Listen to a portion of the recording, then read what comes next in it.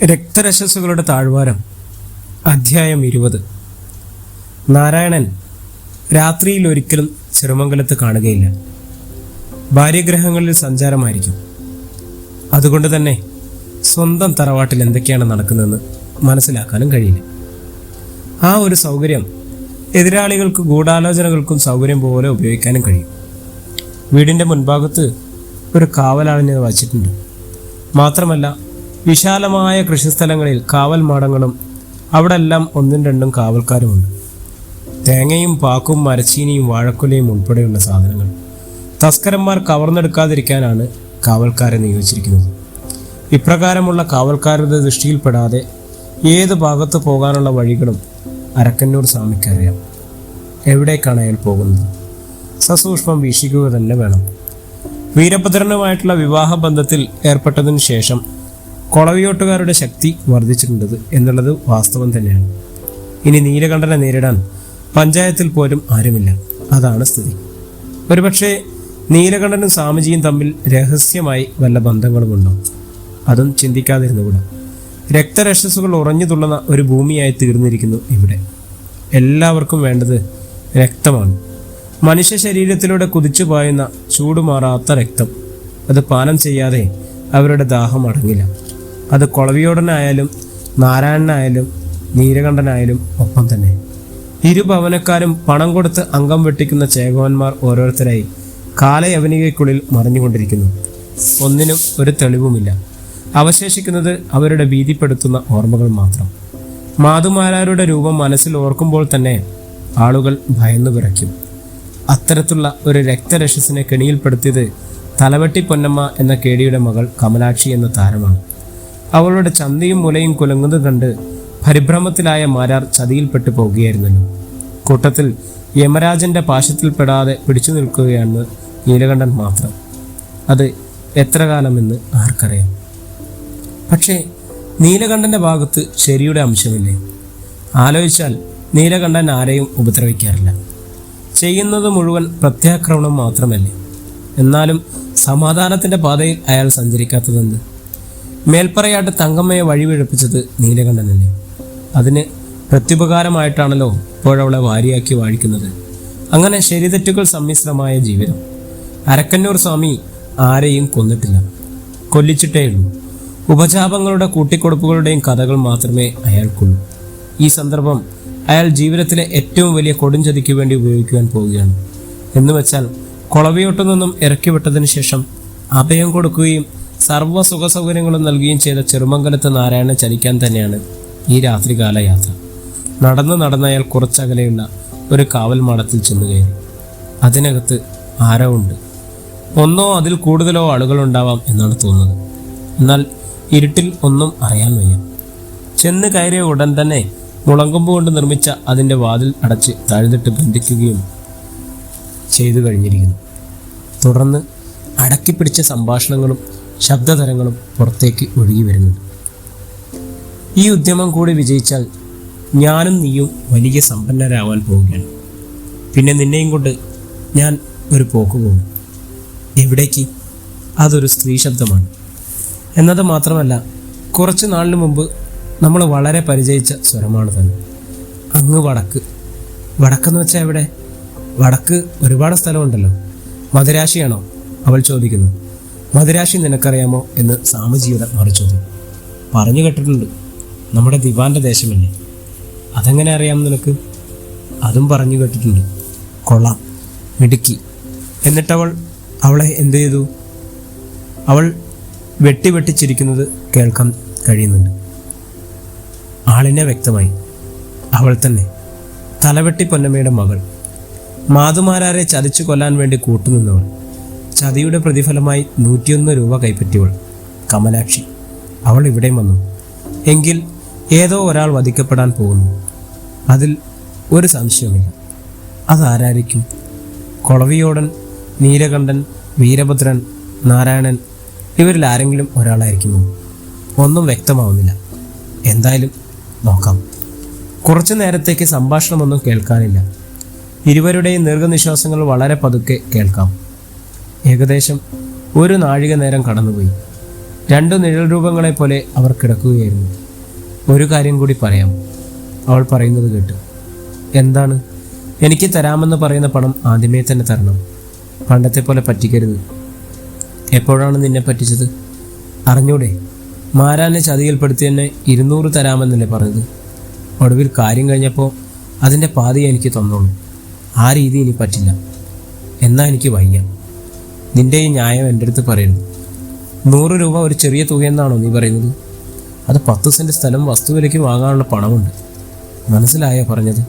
സ്വാമി അല്പം ചൂടായി. ചുമ്മാതല്ലല്ലോ, നല്ല കലുകരുത്ത ഒരുത്തനെ കൊല്ലാൻ വിളിച്ചുകൊണ്ട് വന്നിട്ടില്ലേ? അതിന് 1000 തരുമോ ആരെങ്കിലും? എങ്കിൽ കൊള്ളാം. പാരിപ്പള്ളിക്കാരൻ പരമ്പൂന് 1000 കൊടുത്തെന്നാണ് പറഞ്ഞത്. കാലിൻ്റെ ഇടയിൽ കിടക്കയിലെ 1000 കൂവാം. അരക്കന്നൂരിൻ്റെ ശബ്ദം ഉച്ചത്തിലായി. അയാൾ കമലാക്ഷിയെ മർദ്ദിക്കുമെന്ന് തോന്നിപ്പോയി. പക്ഷെ ഒന്നും സംഭവിച്ചില്ല. കാരണം അവൾ നിശബ്ദയായി കഴിഞ്ഞിരുന്നു. എന്നാൽ ഇരുവരും മനസ്സിൽ ചില കാര്യങ്ങൾ കണക്കുകൂട്ടുകയായിരുന്നു. പരമാവധി പണം ഇയാൾ മുഖേന ഊറ്റിയെടുക്കുക. അതിനിപ്പം കുറച്ച് പണം നേരം വഴങ്ങിക്കൊടുത്താലും വേണ്ടില്ല. ഉദ്ദേശിച്ച പണം മുഴുവൻ കയ്യിലായാൽ ഇയാളെ ഏതെങ്കിലും കെണിയിൽപ്പെടുത്തിയിട്ട് കൊന്നുകളയും. ഏതെങ്കിലും ദേശത്തേക്ക്. തൽക്കാലം തൻ്റെ ആ ശാരീരിക ആവശ്യങ്ങൾക്ക് ഉപയോഗിക്കാം. ആവോളം. പിന്നെ ഇവളെ കൊണ്ട് എന്തൊക്കെ വേണമെങ്കിലും ചെയ്യാം. ആവശ്യം കഴിഞ്ഞാൽ പിന്നെ ചെയ്യാൻ പറ്റിയ പോലെ. അല്ലെങ്കിൽ വേണ്ട, ഏതെങ്കിലും ഒരു പഴങ്കിണറ്റിൽ കൊന്നു തള്ളാം. കാരണം സംസാരിക്കുന്ന ഒരു തെളിവും ബാക്കി വെച്ചിരിക്കാൻ പാടില്ലല്ലോ. സ്വാമിജി ഓർക്കാതെ ചിരിച്ചുപോയി. എന്താ ചിരിക്കുന്നത് എന്ന് ചോദിച്ചു അവൾ. എടീ കമലേ, എന്താണ് നീ എന്നെക്കുറിച്ച് വിചാരിച്ചിരിക്കുന്നത്? ഞാൻ നിന്നെ പരീക്ഷിക്കുകയായിരുന്നില്ലേ, ബുദ്ധിയുണ്ടോന്ന്? നോക്കണ്ട, നീ ആള് കൊള്ളാം, മിടുക്കി തന്നെ. സ്വാമി വീണ്ടും ചിരിച്ചു. ഓ, ഞാൻ ആകെ ഭയന്നുപോയി. എന്നെ എന്തെങ്കിലും ചെയ്തു കളയുമെന്ന് വരെ ഞാൻ പേടിച്ചു. അവളും ചിരിയിൽ പങ്കെടുക്കുന്നു. ഇനി നമ്മൾ തമ്മിൽ ഒരു പ്രശ്നമില്ല. നമ്മൾ ഒരുമിച്ച് തന്നെ നീങ്ങും. പണം എത്ര കിട്ടിയാലും അത് മുഴുവൻ നിനക്ക്. എന്ന് വെച്ചാൽ നിന്റെ പണം എൻ്റേത് കൂടിയാണല്ലോ. അതെ സ്വാമിജി, ഇനി നമ്മൾ ഒരുമിച്ച്. കിട്ടുന്ന പണം മുഴുവൻ നമുക്കുള്ളത്. അവൾ വീണ്ടും ചിരിക്കുന്നു. രാത്രി ഒരുപാട് ഇരുട്ടിക്കഴിഞ്ഞു. രണ്ടുപേരും വീണ്ടും ഒരുമിച്ച് കിടന്നുറങ്ങി. നേരം പുലരും മുമ്പ് കാവൽമാടത്തിൽ നിന്നും സ്വാമിജി നേരെ പോയേ മതിയാവും. നിങ്ങൾ പോയിക്കൊള്ളൂ, ഞാൻ നിലത്ത് വെട്ടം വീണതിന് ശേഷം പോയേക്കാം. ഇന്ന് രാത്രി വീണ്ടും വരുമോ?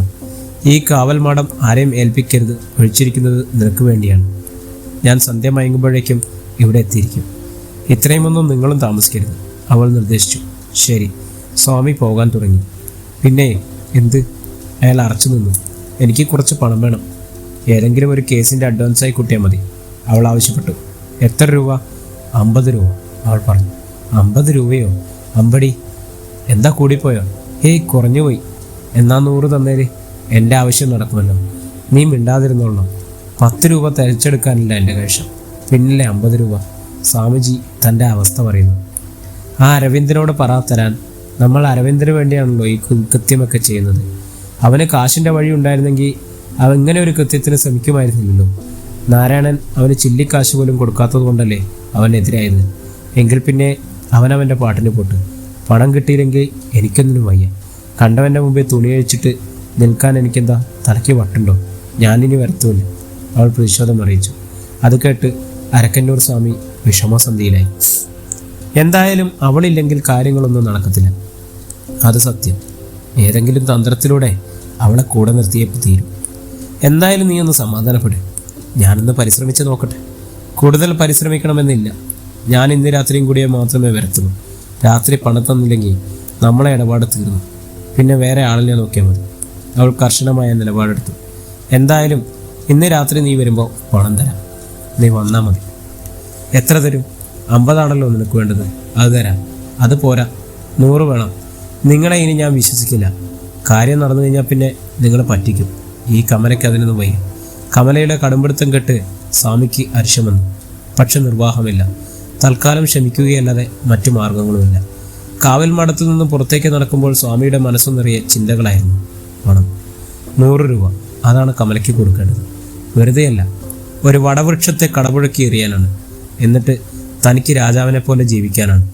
അത് ഇന്നേ ദിവസം സംഘടിപ്പിച്ചേ തീരും. ചെറുമംഗലത്തെ തൻ്റെ വാസസ്ഥലത്ത് ആരും അറിയാതെ കയറിപ്പറ്റുകയും കുറച്ചു നേരം കൂടി കിടന്നുറങ്ങുകയും ചെയ്യുന്നു അയാൾ. 8 മണിക്ക് കുളിയും ജപവും കഴിഞ്ഞ് സന്ദർശനം കഴിക്കാനുള്ള തക്കത്തിലായി. പാൽക്കഞ്ഞിയും കുടിച്ചിട്ട് നാരായണനെ സന്ദർശിക്കുന്നു. ഇന്ന് ചതുരംഗം കളിയില്ല. ഞാൻ അരക്കന്നൂർ വരെ പോവുകയാണ്. ഒന്നുകിൽ ഇന്ന് രാത്രി അല്ലെങ്കിൽ നാളെ രാവിലെ മാത്രമേ ഞാൻ തിരിച്ചെത്തുകയുള്ളൂ. അയാൾ അറിയിച്ചു. എന്താ വിശേഷിച്ച്? നാരായണൻ ആരഞ്ഞു. ഒന്നുമില്ല. എൻ്റെ ഒരു കാരണവർ ഏറെക്കാലമായി കിടപ്പിലായിരുന്നല്ലോ. ഇപ്പോൾ രോഗം മൂർച്ഛിച്ചിരിക്കുന്നു. മരിക്കും മുമ്പ് ഒന്ന് കണ്ടുകളയാമെന്ന് വിചാരിച്ചു. അത്ര തന്നെ, അയാൾ പറയുന്നു. ആ വഴിക്കങ്ങ് പോയിക്കളയരുത്.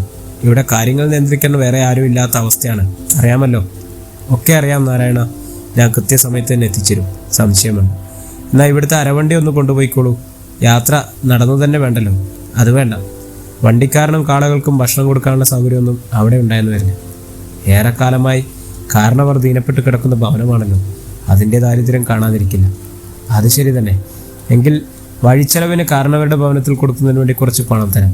അത് കയ്യിൽ വെച്ചിരിക്കുക, നാരായണൻ അറിയിച്ചു. ശരി തന്നെ, ആയിക്കോട്ടെ. പണക്കിഴിയും വാങ്ങി സ്വാമി ഇറങ്ങി നടന്നു. എന്നാൽ അയാളുടെ യാത്ര അരക്കന്നൂരിലേക്കായിരുന്നില്ല. അത് തീർച്ചയായും മറ്റെവിടേക്കോ ആയിരുന്നു. ചടയമംഗലത്ത് എത്തിയാൽ പിന്നെ ആൾ ഏതോ ഭാഗത്തേക്ക് മറിയപ്പെട്ടു. പിന്നെ ഇത്തിരിക്കരയാറിൻ്റെ ഭാഗത്തുള്ള സങ്കേതത്തിലിരുന്ന് കള്ളം മോന്തി കുടിക്കുന്നതായിട്ടാണ് കാണാൻ കഴിഞ്ഞത്. അവിടെ മറ്റു ചിലരും ഉണ്ടായിരുന്നു. അതിലൊരാൾ അരവിന്ദനും മറ്റേയാൾ കച്ചവടക്കാരനായ പട്ടാണിയുമായിരുന്നു. അവരുടെ സംഭാഷണം ശ്രദ്ധിക്കുക. എടോ അരവിന്ദ, കുടിക്കണം. കുടി പുരുഷത്വത്തിൻ്റെ ലക്ഷണമാണ്. കുടിക്കാത്ത പുരുഷൻ ഒരു പുരുഷനേയല്ല. അതറിയാമോ തനിക്ക്? അതെന്തോ ആവട്ടെ, ഞാൻ വിചാരിച്ച കാര്യം നടക്കണം. എൻ്റെ അമ്മയ്ക്ക് കൂടി അവകാശപ്പെട്ട സ്വത്തുക്കൾ കൈയടക്കി വെച്ച് അനുഭവിക്കാൻ ഇനി ഞാൻ അനുവദിക്കില്ല. എനിക്കെൻ്റെ സ്വത്ത് വേണം. അതിനുവേണ്ടി എന്ത് കൃത്യത്തിനും ഞാൻ തയ്യാറാണ്, അരവിന്ദൻ പ്രഖ്യാപിച്ചു. നമ്മുടെ പത്തായപ്പുരയിൽ അട്ടിയടുക്കി വെച്ചിരിക്കുന്ന കുരുമുളകിൻ്റെ ചാക്കുകളിലെ അതിൽ ഒരു 100 ചാക്ക് നമ്മളിന്ന് കിളത്തും. അത് വാങ്ങാൻ വന്ന മുതലാളിയാണ്. ചാക്കിന് 1 രൂപ ക്രമത്തിൽ വിലയും തരും. ആ പണം കൊണ്ടുവേണം കാര്യങ്ങൾ ക്രമീകരിക്കാൻ, സ്വാമി വെളിപ്പെടുത്തി. അതെങ്ങനെ ശരിയാവും? ചാക്കൊന്നിന് 5 രൂപ ക്രമത്തിലാണല്ലോ കഴിഞ്ഞ വർഷം അമ്മാവൻ ചിറയൻകീഴ് പാണ്ഡശാലയിൽ കൊണ്ടുപോയി വിറ്റത്. 1000 ചാക്കിന് 5000 രൂപ ലഭിച്ചത് എനിക്കറിയാം.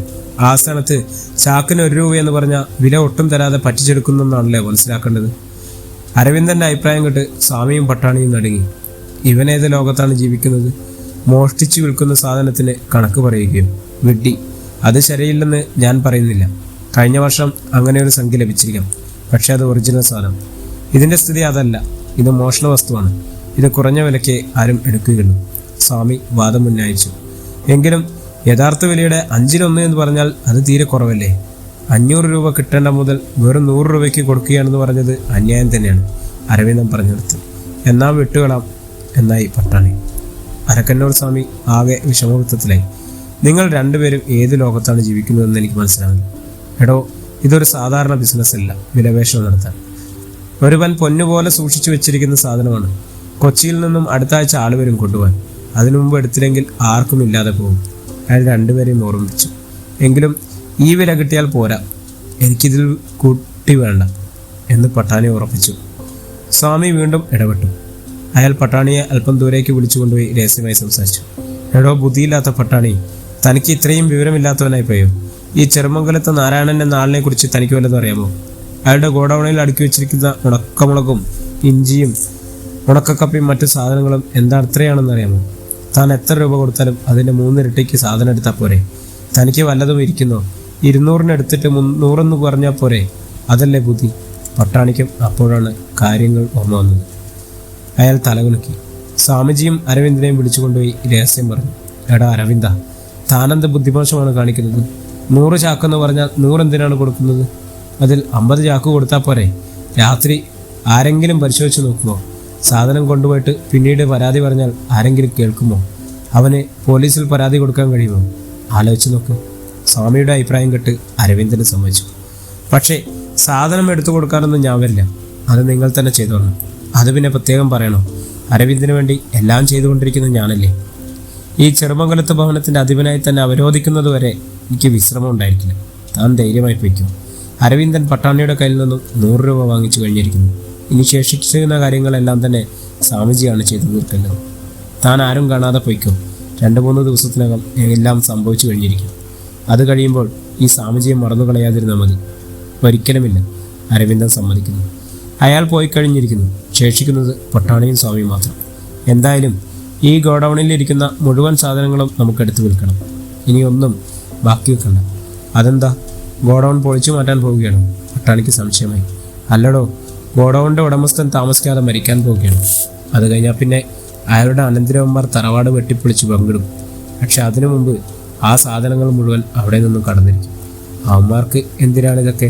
അപ്പോൾ തറവാട്ടുകാരനവർ അസുഖം പിടിച്ച് കിടപ്പിലാണോ? അത് ഞാൻ അറിഞ്ഞില്ല, പട്ടാണി പറയുന്നു. അതിൻ്റെ മറുപടി പറയാൻ സ്വാമിജി മെനക്കെട്ടില്ല. രണ്ടുപേരും പിരിഞ്ഞു. ഈ സന്ദർഭത്തിൽ ചെറുമംഗല ഭവനത്തിൽ ഒരു സംഭാഷണം നടക്കുന്നു. എവിടെയോ നിന്ന് ഓടിപ്പാഞ്ഞു വന്ന നന്ദഗോപനാണ് അതിലെ ഒരു താരം. രണ്ടാമത്തെ ആൾ കാരണവർ നാരായണൻ തന്നെ. ഭവനത്തിൻ്റെ മുറ്റങ്ങളിലും കളിയിൽ എന്നറിയപ്പെടുന്ന പടിഞ്ഞാറോട്ട് നിൽക്കുന്ന കെട്ടിടത്തിലും ആവശ്യം പോലെ തൊഴിലാളികളും ബാല്യക്കാരും ഉണ്ടായതിനാൽ രണ്ടുപേരും അകത്തിരുന്നാണ് സംസാരിച്ചത്. ആകെ പ്രശ്നമാണ് മാളവന്. നന്ദഗോപൻ മുഖപൂരിയിട്ടു. എന്താ ഇപ്പോൾ പുതിയൊരു പ്രശ്നം? മാരാരെക്കുറിച്ച് യാതൊരു വിവരവും ഇല്ലാതായപ്പോൾ അയാളുടെ വക്കത്തുള്ള ബന്ധുക്കൾ പോലീസിൽ പരാതി എഴുതി കൊടുത്തു. ഏതോ സ്വാതന്ത്ര്യ സമര നേതാവും കോൺഗ്രസ്സുകാരൻ അവരെ സഹായിച്ചെന്നാണ് കേൾക്കുന്നത്. അതോടെ പോലീസ് അന്വേഷണം ആരംഭിച്ചിട്ടുണ്ട്. നന്ദഗോപൻ പ്രാരംഭം കുറിച്ചപ്പോൾ നാരായണൻ ഒന്ന് ഞെട്ടിയതുപോലെ തോന്നി. പോലീസ് അന്വേഷണമോ? അതെ, അത് തന്നെ. അതിനൊരു പ്രത്യേകത കൂടിയുണ്ട്. നമ്മൾ മിന്നൽ പരമേശ്വരനാണ് കേസ് അന്വേഷിക്കുന്നത്. മിന്നൽ പരമേശ്വരനോ? അയാൾ തന്നെ. അയാൾ മാളവരെ കൊടുക്കാൻ വേണ്ടി എന്തൊക്കെയോ തന്ത്രങ്ങൾ ആവിഷ്കരിക്കുന്നതായിട്ടാണ് അറിയാൻ കഴിഞ്ഞത്.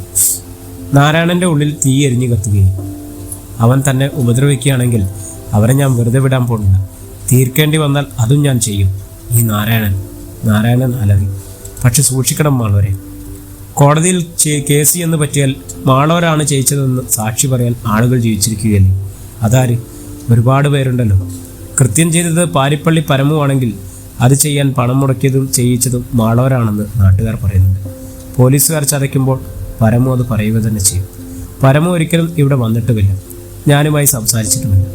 സംസാരവും പദ്ധതി തയ്യാറാക്കുകയെല്ലാം ചെയ്തത് അയാളല്ലോ, ആ സ്വാമിജി. അല്ലാതെ എനിക്കതിലൊരു ബന്ധവുമില്ലല്ലോ. അത് ശരിയാണ്. പക്ഷെ അവിടെയാണ് നമുക്ക് തെറ്റുപറ്റിയത്. അയാളെ ഒരിക്കലും നമുക്ക് വിശ്വസിക്കാൻ കഴിയും. അയാൾ ചതിക്കുമെന്നാണ് എൻ്റെ മനസ്സ് പറയുന്നത്. പണത്തിന് വേണ്ടി എന്ത് ചതിയും ചെയ്യാൻ അയാൾ മടിക്കില്ല. അല്ലെങ്കിൽ പിന്നെ തിന്നും കുടിച്ചും സുഖിച്ചും കഴിഞ്ഞിരുന്ന കൊളവിയോട്ട് ഭവനത്തെ ഒരു സെക്കൻഡ് കൊണ്ട് തള്ളിപ്പറഞ്ഞ ആളല്ലേ? ശരിയാണോ? എല്ലാം എനിക്കറിയാം. പക്ഷേ തൽക്കാലം ഈ സ്വാമിജി എന്ന ഫ്രോഡിനെ നമുക്ക് ഉപേക്ഷിക്കാൻ കഴിയില്ല. ഉപേക്ഷിച്ചാൽ ശരിയാവില്ല, നാരായണൻ പ്രഖ്യാപിച്ചു. അത് മാത്രമല്ല മാളവരെ അപകടം. മാധവിനെ ചതിക്കാൻ വേണ്ടി ചിരിച്ചും മയക്കിയും കൊണ്ടുവന്ന ആ അറുവാണിയുണ്ടല്ലോ, ആ തലവെട്ടിപ്പൊന്നമ്മയുടെ മകൾ. അവളും പറയാൻ സാധ്യതയുണ്ട്. അവളെയും നമ്മൾ സൂക്ഷിക്കണം. നന്ദഗോപൻ സൂചിപ്പിച്ചു. അവളിപ്പോൾ എവിടെയുണ്ട്? അതറിയാൻ വയ്യ. പക്ഷേ ഈ അടുത്ത ദിവസങ്ങൾ പറയാട്ട് വഴി നടന്നു പോണത് പലരും കണ്ടതായി പറയുന്നുണ്ട്.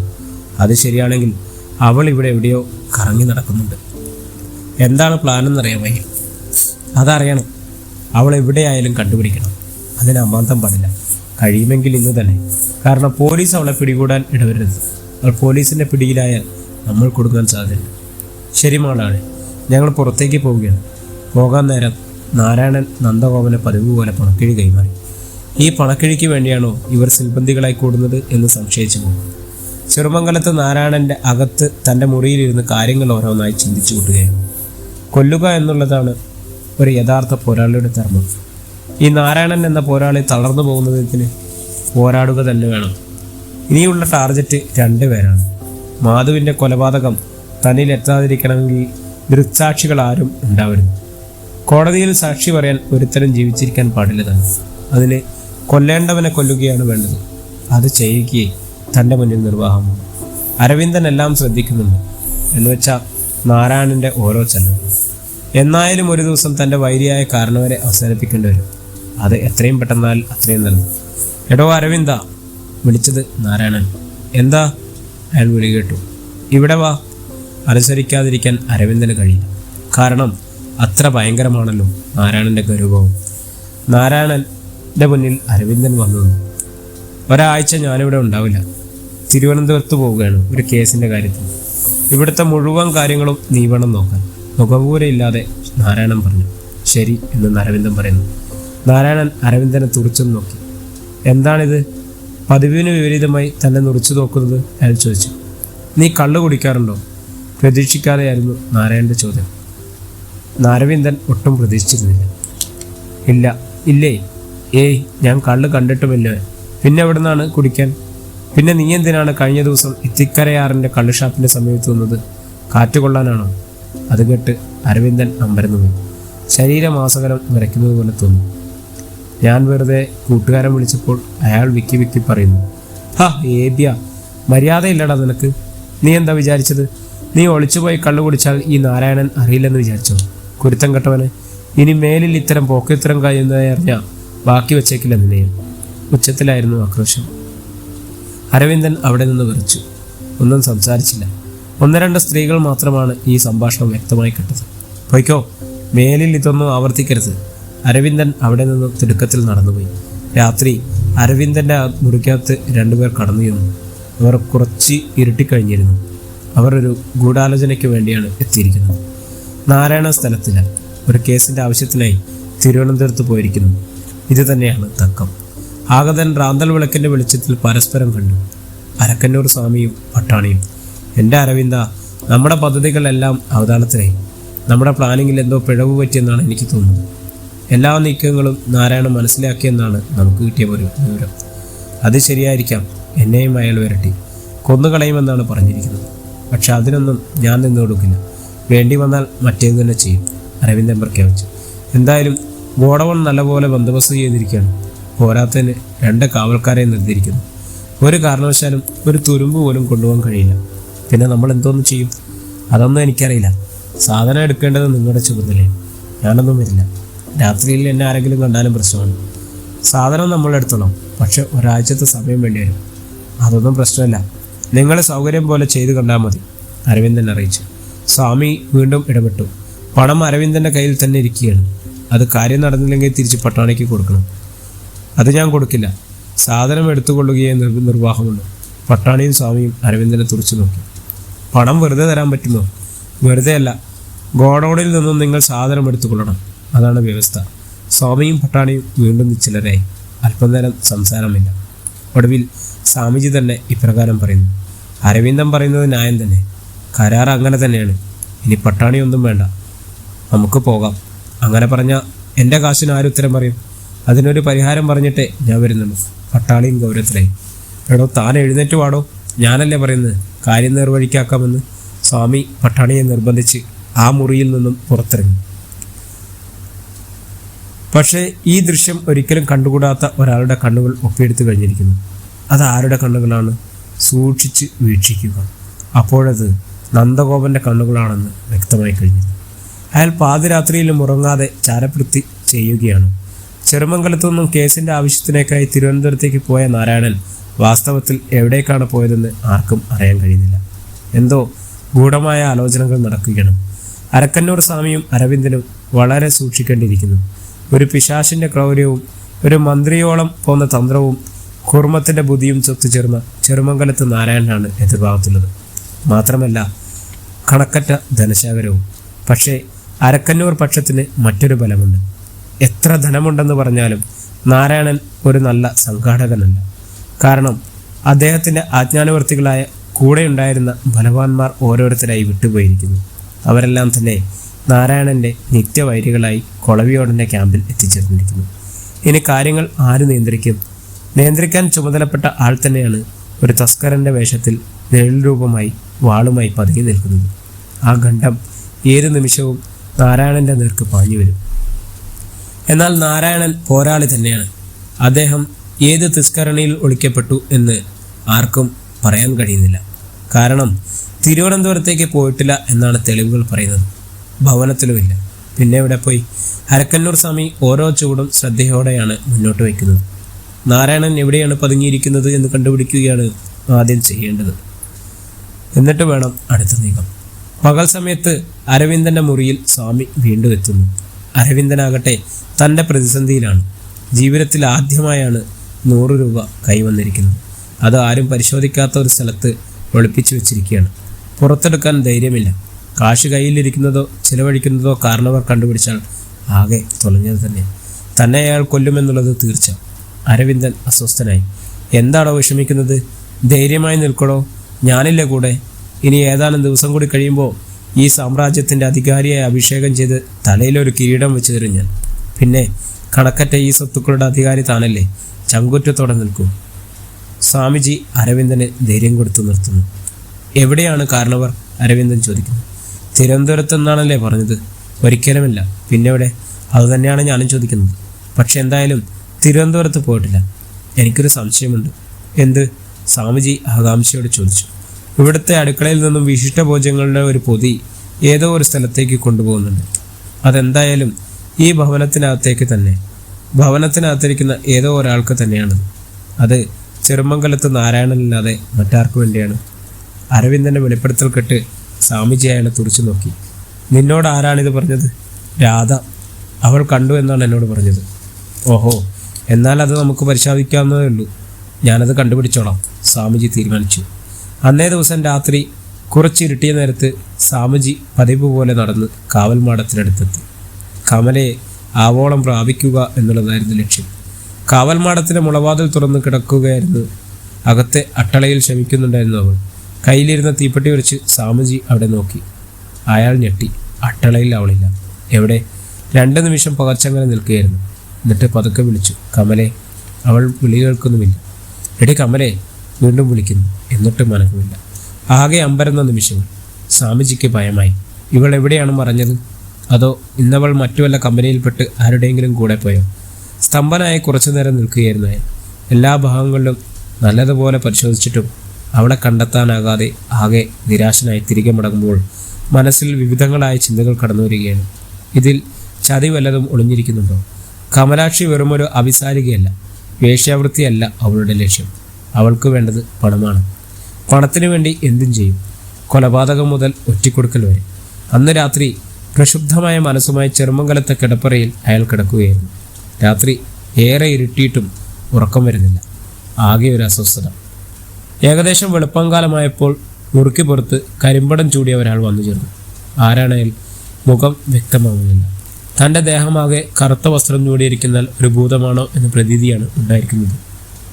അയാൾ അതാ കതകിൽ മുട്ടുന്നു. പതിഞ്ഞ ശബ്ദം അകത്തേക്ക് കിടന്ന സ്വാമിജിയെ അലവസരപ്പെടുത്തുന്നുണ്ട്. അയാൾ ഞെട്ടിയോ? ചെറുമംഗലത്ത് ഭവനത്തിൻ്റെ പടിഞ്ഞാറ് ഭാഗത്തായി ആകാശത്തോളം ഉയർന്നു നിൽക്കുന്ന വേങ്ങാമരത്തിൻ്റെ ചിഗരത്തിലെവിടെയോ ഇരുന്ന് ഒരു കൂമൻ കരഞ്ഞു വിളിക്കുകയായിരുന്നു. അതൊരു ദുർലക്ഷണവും തന്നെയാണെന്ന് സ്വാമിജിക്ക് മനസ്സിലായി. ഞെട്ടിപ്പിടഞ്ഞെഴുന്നേറ്റ് വാതിലിനടുത്ത് വരുമ്പോൾ കയ്യിലൊരു കൊലക്കത്തി കരുതിയിട്ടുണ്ട്. തനിക്കെതിരെ ആരാണോ ആദ്യം വരുന്നത് അവനീ കത്തിയുടെ ഇരയാവുക തന്നെ ചെയ്യും എന്ന് മനസ്സിൽ തീർച്ചപ്പെടുത്തി. ആരാണത് എന്ന് ഗൗരവത്തോടെ വിളിച്ചു ചോദിച്ചു സ്വാമിജി. പക്ഷേ പുറത്തുനിന്നും മറുപടിയില്ല. ആരാന്നല്ലേ ചോദിച്ചത് എന്ന് വീണ്ടും സ്വാമിജി. അതിനും പ്രതികരണമില്ല. എന്നാൽ കതകിലെ മുട്ടൽ ഇടതടവില്ലാതെ തുടരുകയും ചെയ്തു. എന്താ ചെയ്യുക? തുറക്കുകയല്ലാതെ മറ്റു മാർഗമൊന്നും അവശേഷിക്കുന്നില്ല. അടുത്ത നിമിഷം വാതിൽ തുറക്കപ്പെട്ടു. പുറത്തെ ഇരുട്ടിൽ ഒരു രക്ഷസിനെ പോലെ നിൽക്കുന്ന കരിമ്പടം ചൂടിയ മനുഷ്യനെ കണ്ട് സ്വാമിജിയുടെ ഉള്ളം വരച്ചു. ആരാടോ? ഗർജിക്കുന്നു അയാൾ. ഇത് ഞാൻ തന്നെ. ചൂടിയിരുന്ന കരിമ്പടം മുഖത്തുനിന്ന് മാറ്റിക്കൊണ്ട് അയാൾ പറഞ്ഞു. ആര്? അറുമുഖനോ? അതെ, അയാൾ മറുപടി കൊടുത്തു. നീ എന്താ ഈ രാത്രി? രാത്രിയല്ല, നേരം ഏകദേശം വെളുക്കാറായി. പക്ഷെ നീ ഇങ്ങനെ വരുന്നത് പതിവില്ലല്ലോ. അത് തമ്പ്രാൻ പറഞ്ഞു വിട്ടതാണ്. സ്വാമിയെ വിളിച്ചുകൊണ്ടേയാണ്. എന്നെയോ? എവിടേക്ക്? സ്വാമിജി ഉൾക്കൊള്ളയോട് ചോദിച്ചു. അത് കൊളത്തൂപ്പുഴ മരച്ചീനിക്കുപ്പിലാണ്. നേരം പുലരുമെന്ന് എത്തണമെന്നാണ് നിർദ്ദേശം. ആരാ പറഞ്ഞു വിട്ടത്? ആദ്യം തന്നെ നാരായണൻ തമ്പ്രാൻ. അയാൾ അവിടെ ഉണ്ടോ? പിന്നില്ലാതെ. ഇന്നലെ മുതൽ ഒരു പെണ്ണും കൂടെയുണ്ട്. എന്തായാലും അവളൊരു വല്ലാത്ത സാധനം തന്നെ. കാവൽപ്പുരത്തകത്ത് കയറിയിട്ടും ഇതുവരെ പുറത്തിറങ്ങിയിട്ടില്ല. അത്രയ്ക്കും രസമായിരിക്കും. അതാ പോകാൻ വിടാത്തത്. പറഞ്ഞിട്ട് ആറുമുഖൻ വിക്കി ഒന്ന് ചിരിച്ചു. സ്വാമി ആകെ അസ്വസ്ഥനായി. അത് തീർച്ചയായും അവൾ തന്നെ. ലക്ഷണം കൊണ്ട് മറിച്ചാവാൻ സാധ്യതയില്ല.